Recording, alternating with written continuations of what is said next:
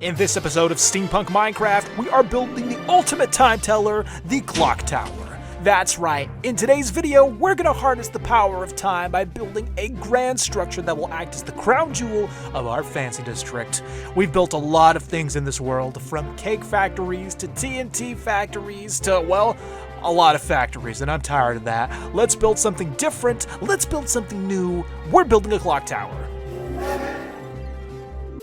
You want to play mod packs with friends, but you can't seem to find a good server. And the free ones? With the big mod packs these days, free servers are just too laggy.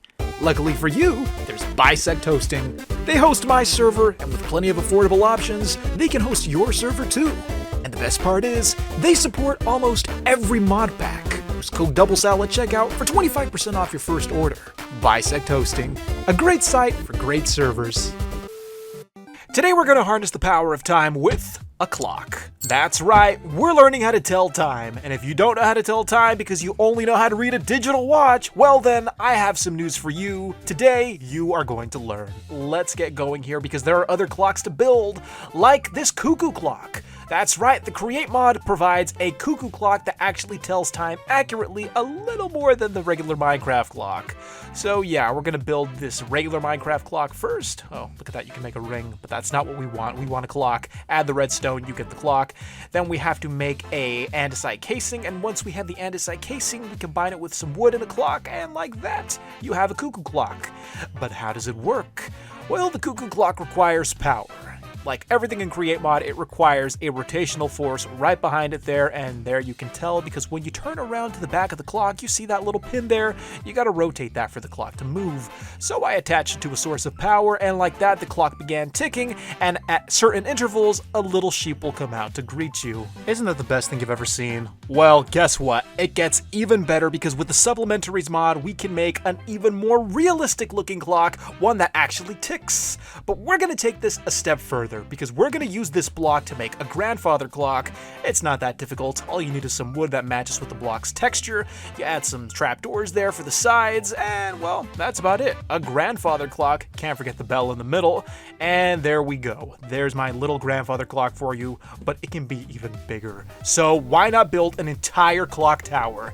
I built clock towers before in my other Create mod series, but this one was going to be even grander. It was going to be larger. This clock would be the crown jewel of our world. It took a few hours to design, but once that was complete, all I had to do was scan it with the blueprint, and this is why I love the Create mod, because once it was scanned, I could transfer it over. All I had to do was give it a file name, and like that, the blueprint was in my hand on the Create World server, where I could download the file and have it ready for building.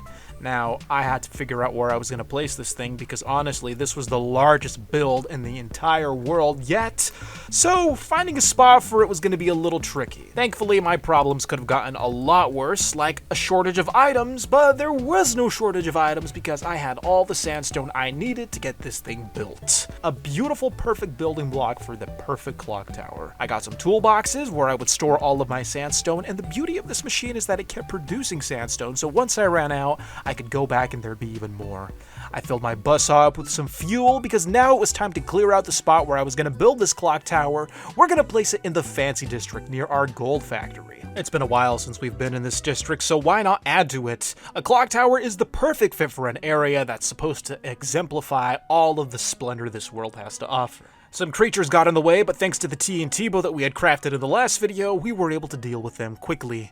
Now, all I had to do was get my giant drill to clear out the rest of the dirt so that we could have a nice flat surface to build on. Thankfully, we had the perfect machine for that. Like I said, the giant drill. All I had to do was switch it on and give it some fuel so that this thing could start going forward. Let me tell you this, if you do the Create mod and you don't build machines like this, you are wasting tons of time because this stuff clears out lots of blocks in seconds. I'm telling you, you could save yourself so many tools if you had a machine like this. Go on YouTube, look up a design, they're great.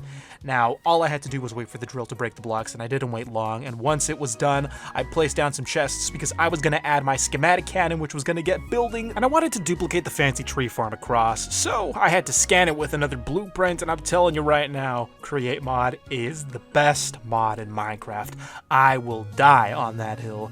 You scan the building, and then once you have the blueprint, you save it, you to download, and here we go. We have the gold wing. All we have to do is provide it with the materials, and for that we need a lot of acacia. Thankfully we had some stockpiled here, and all I have to do now is strip it with an axe, because we're not using the gross acacia with the bark. We just need the stripped logs. It just looks so much better.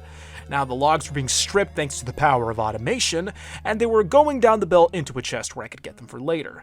I then got some sandstone, and once I supplied the cannon, well, it just started doing its thing. And in no time, we had a beautiful, splendid structure that mirrored its counterparts. Look at that. But this area could be grander, and that's exactly what we strive to achieve here in the Fancy District, so the time had finally come to add the crown jewel to this area. It was time to add the clock tower. Now, the best place for this clock tower was going to be on top of the hill, right above the vault. So I had to build some stairs that would take me to the top of that hill. That was going to be a little easy. I wasn't going to do too much major terraforming because, like I said, the main focal point of this whole area was going to be the clock tower. So I built a small staircase, simple design, nothing too crazy. And with that portion of the project partially complete, it was time to see where the clock tower was going to stand. Now, I wanted it directly above the vault, but I had to align it, and a little secret for you guys, don't tell anybody, but the clock tower is not perfectly even with the vault. But you know what, when you stand far away, when you have these two structures side by side, you can't even tell. Anyways, I positioned the clock tower properly, finished building the staircase, which took a little longer than it should have. I don't know why, but I guess I was really distracted because I was watching YouTube while I built. The best therapeutic combination, Minecraft and YouTube videos in the background. There we go, I had the outline of the staircase complete, and now I had to build the observation platform that would lead directly into the clock tower. I went for the typical checkered floor design, although I didn't want to use any black stone, so instead I opted for the brightest stones I could use. Sandstone, calcite, diorite, and I should probably switch some of them to darker colors because they're honestly extremely blinding during the day, especially when you use shaders mods, but this is what it looked like at night, the completed staircase. And now it was time to add the clock tower itself. So I went to go get all of my toolboxes, which were storing all of the sandstone I had collected, and the goal was to transfer all of the sandstone into the cannon, and that was going to take a while, so I hope you don't mind if we do a quick little jump cut, but this is basically what it looks like. This is a full toolbox of sandstone, transferring each one by one. So yeah, there you go, not that interesting, but the cannon started doing its thing, and slowly the tower began to rise from the jungle. All I had to do was wait, and honestly, like I said before, YouTube videos, great way to kill time. Now, excuse the hole in the floor, we're gonna work on that later. That's actually gonna be an elevator, but before we do that, let me show you this, the prime view of the world. It doesn't get any better than that. That was a beautiful view, and now, well, it's time to address the hole in the floor, the elevator. So here's how this is going to work. This clock tower, I designed it to have only one floor, and that floor would lead to the back of the clock face. So to get up there, we're going to have an elevator, and you've seen me build elevators before. You know, you need a connector to identify each floor, you need a platform that's glued together that will rise and descend through your building. It's pretty simple stuff, and when you've built it as many times as I have, it becomes routine. But you know what? If you're new to the video, that's how it works. It's pretty simple, and if you haven't built one, I recommend you do that, because for buildings like this, you need one. Ladders, elevators. You know what? When you compare the two, elevators will win every single time. Now it's time to build the clock bearing, which is going to make the clock actually function. Here's me making some of the parts for the clock bearing, and there it is. It looks like a piston with some slime. And here's how it works. You attach the clock bearing to a source of rotational power, and unless you right-click it, it won't move. So yeah, and well, you can't really tell, but it's pointing to the right hour of the day. You'll see what I mean once we actually build the clock face. It took so long that eventually the tower was finally complete. These are the last blocks being added, and there it is, the massive clock tower, the newest addition to the steampunk world. Now we have to add the one thing that's going to make it a clock tower. Take a guess, the clock. Yes, we actually have to add the clock. We have the clock face, but it doesn't work. So we're going to add the clockwork bearing, and well, you'd think making a clock in Create Mod would be complicated, but this block it removes all of the other steps you'd think you'd have to add. But first we have to get some bamboo. At this point the elevator's not working yet, so there's got to be a way for us to get to the top of the clock tower, that being scaffolding. So I got some bone meal to grow these baby bamboos into these large, tall stalks. I think that's what you call them. Does the term stalk apply to bamboo? Like a stalk of celery? I don't know. but once the bamboo was growing, I planted some more because you always have to replant your trees and make sure to be kind to your Earth Mother. And while those were growing, I used the bamboo I had already harvested, and I found a secret crafting recipe. A flute that actually plays a tune, and if you're young enough, maybe you might not get the reference. Just stop and appreciate the music.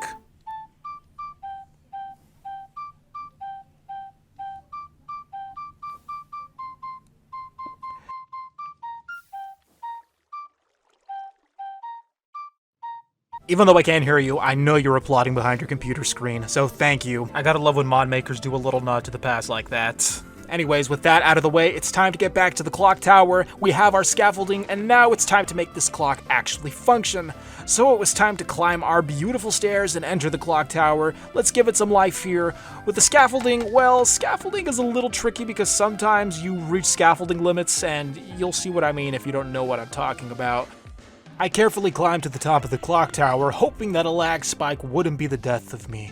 Anyways, once I got to the top without any accidents, I noticed that my oxygen was so low. That's right, the tower was so tall that I couldn't take in any more oxygen. The elevation was too high, so I had to go get a respirator, and I was going to connect the respirator to an oxygen tank. It's almost like I was 1,000 feet in the air. I mean, the clock tower was tall, but it couldn't possibly be that tall. Anyways, now that I had a respirator, I could actually get back to working on the clock tower. I climbed to the very top of the scaffolding, and now it was time to give it a source of power. The clockwork bearing's not going to work unless there's rotational force. So I focused to the center. I was thinking about putting a giant gold bell there, but that was going to cost a lot of resources. So instead, I was going to keep it simple.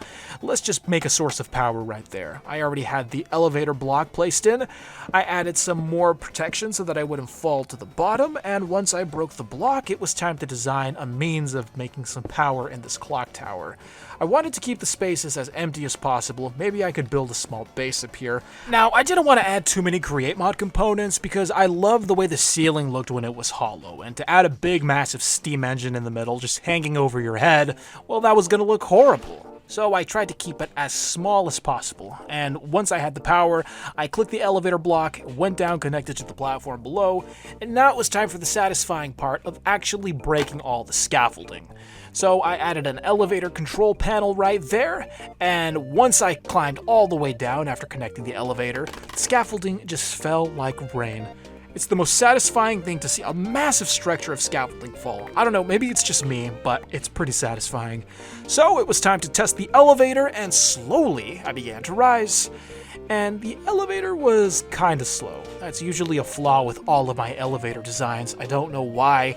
And for something of this size, you want a ride that's a little faster, but you know what? I'll take it. I'm probably never gonna climb back up here again. This is just so we can design the clock. So we finally reached the top, and now it was time to bring the clock to life. I broke through some blocks to look at the clock face from the outside, and it was a lot bigger than it looked in creative mode, probably because I was up close. I used some of the scaffolding to get to the very center of the clock face so that I could add the hour and minute hand, and this is where you're going to learn how to tell time, because reading a clock is not that difficult. Now, it's a joke, by the way. I'm sure you're very competent and you know how to read a clock. You know, the long minute hand is for counting the minutes, and then the short hand is counting the hours. If you didn't know that, don't say a Doublesal video never taught you anything. So let's bring it to life. I connected it with the shaft, and once the shaft began rotating, so would the arms of the clock.